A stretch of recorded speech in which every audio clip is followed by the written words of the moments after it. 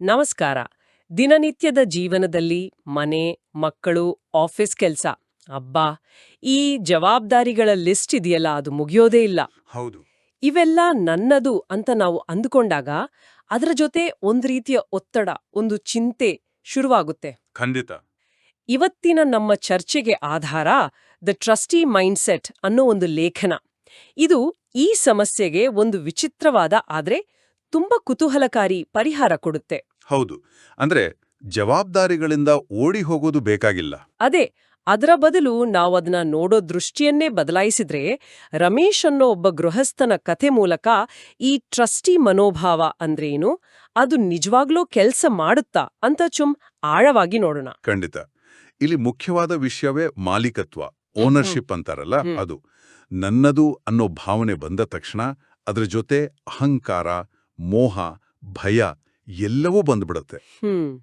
ಈ ಲೇಖನ ಹೇಳೋದು ಅದನ್ನೇ. ಆ ಮಾಲೀಕತ್ವದ ಭಾವನೆಯನ್ನ ಒಬ್ಬ ನಿರ್ವಾಹಕ ಅಥವಾ ಸೇವಕನ ಜವಾಬ್ದಾರಿಯಾಗಿ ಬದಲಾಯಿಸೋದು. ಸರಿ.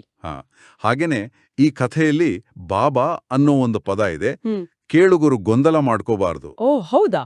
ಇಲ್ಲಿ ಬಾಬಾ ಅಂದ್ರೆ ಒಬ್ಬ ವ್ಯಕ್ತಿ ಅಂತಲ್ಲ, ಅದು ಒಂದು ದೊಡ್ಡ ಶಕ್ತಿ, ದೇವರು ಅಥವಾ ವಿಶ್ವಚೇತನ ಅಂತ ಭಾವಿಸ್ಬೋದು. ಆ ಹೆಸರು ಮುಖ್ಯ ಅಲ್ಲ. ಭಾವನೆ ಮುಖ್ಯ. ನನಗಿಂತ ದೊಡ್ಡ ಶಕ್ತಿಗೆ ನಾನು ಸೇವೆ ಮಾಡ್ತಿದ್ದೀನಿ ಅನ್ನೋದು ನಿಖರವಾಗಿ. ಸರಿ, ಈ ಸ್ಪಷ್ಟೀಕರಣ ತುಂಬಾ ಮುಖ್ಯವಾಗಿತ್ತು. ಹಾಗಾದ್ರೆ ರಮೇಶ್ನ ಆರಂಭದ ಸ್ಥಿತಿ ಹೇಗಿತ್ತು?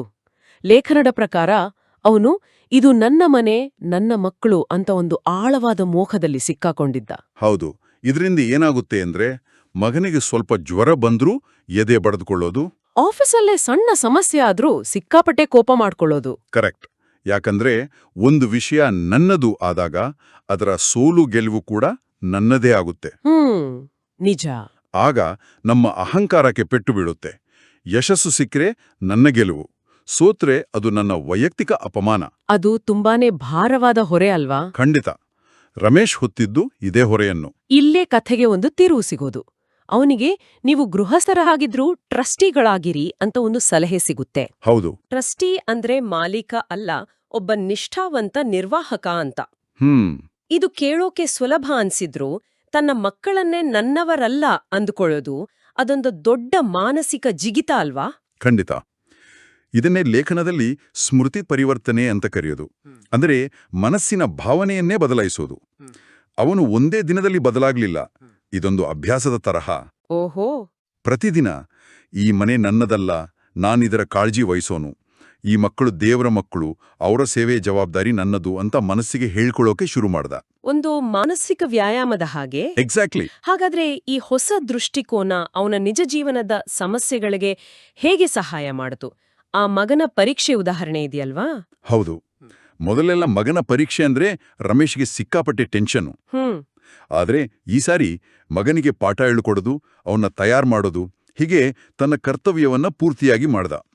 ಆದ್ರೆ ಫಲಿತಾಂಶದ ಬಗ್ಗೆ ತಲೆ ಕೆಡಿಸ್ಕೊಳ್ಳಿಲ್ಲ. ಹೌದು. ನನ್ನ ಕೆಲಸ ಮಾಡಿದ್ದೀನಿ, ರಿಸಲ್ಟ್ ಆ ದೊಡ್ಡ ಶಕ್ತಿಗೆ ಸೇರಿದ್ದು ಅಂತ ಅಂದುಕೊಂಡ.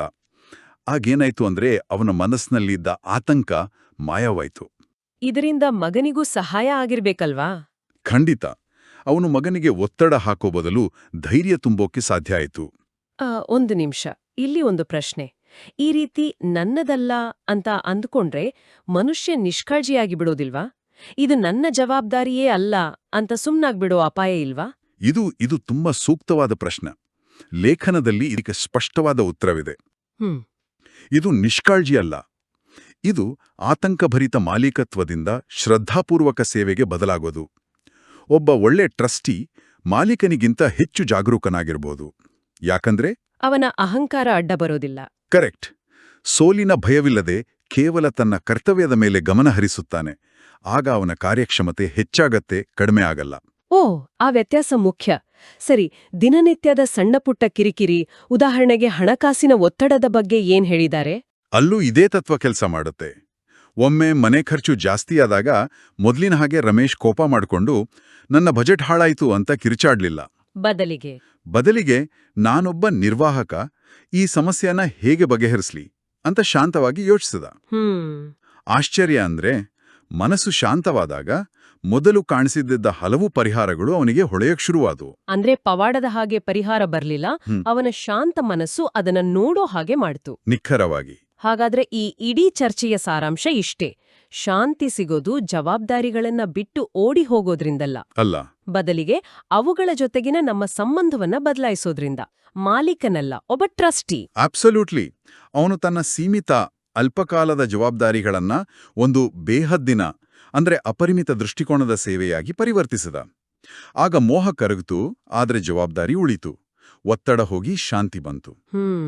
ಇದನ್ನೇ ಲೇಖನದಲ್ಲಿ ಅಲ್ಪವನ್ನು ನನ್ನದು ಎಂದು ನೋಡಿದರೆ ಮೋಹ, ಅದೇ ಅಲ್ಪವನ್ನು ಬಾಬಾದ ಸೇವೆ ಎಂದು ನೋಡಿದರೆ ನಷ್ಟಮೋಹ.